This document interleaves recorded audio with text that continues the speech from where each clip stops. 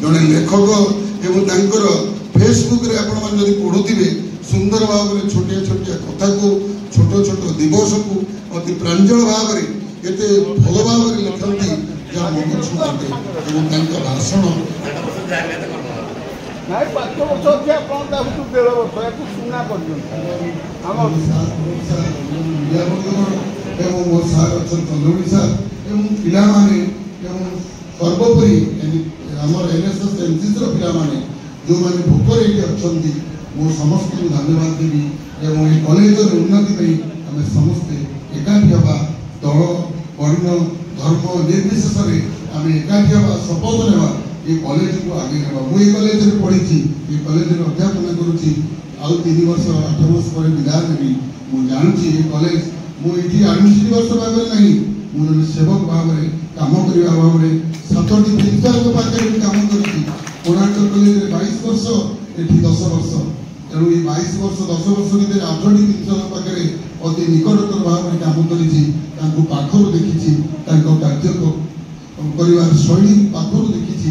तार केति देई पारे पुनर्सारित शैली होछि प्रतिदिन लिखि कि आनिबे आज कोन करबा 8टी 10टी स्टैंडर्ड एवं ताको संस्थान शुणती ना एवं डायरेक्ट कहीदिंती मुहरे से दुर्भाषा थी आम सुरसा बेले मुझे जॉइन कर हठात रागी जाती मैडम पर्यंत मैडम भी अक्लांत परिश्रम कर प्रथम अध्यक्षा भाव में निमापल इतिहास 61 वर्ष भितर कौन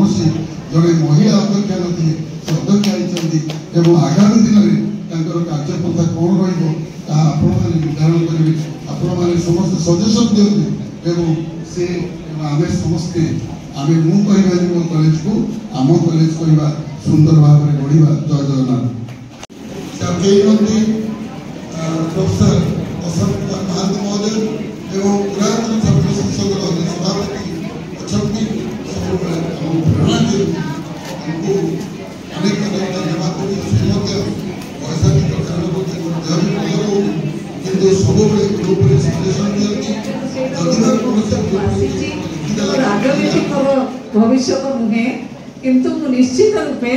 कॉलेज रे काम कॉलेज काम करी मत जो माने महानुभव माने आज उपस्थित रही मत जहाँ जहाँ से माने सजेशन देइचती निश्चित मिश्र महोदय धन्यवाद देवी देह बहुत खराब से बेले बेले बेड रिडिंग हो जाती।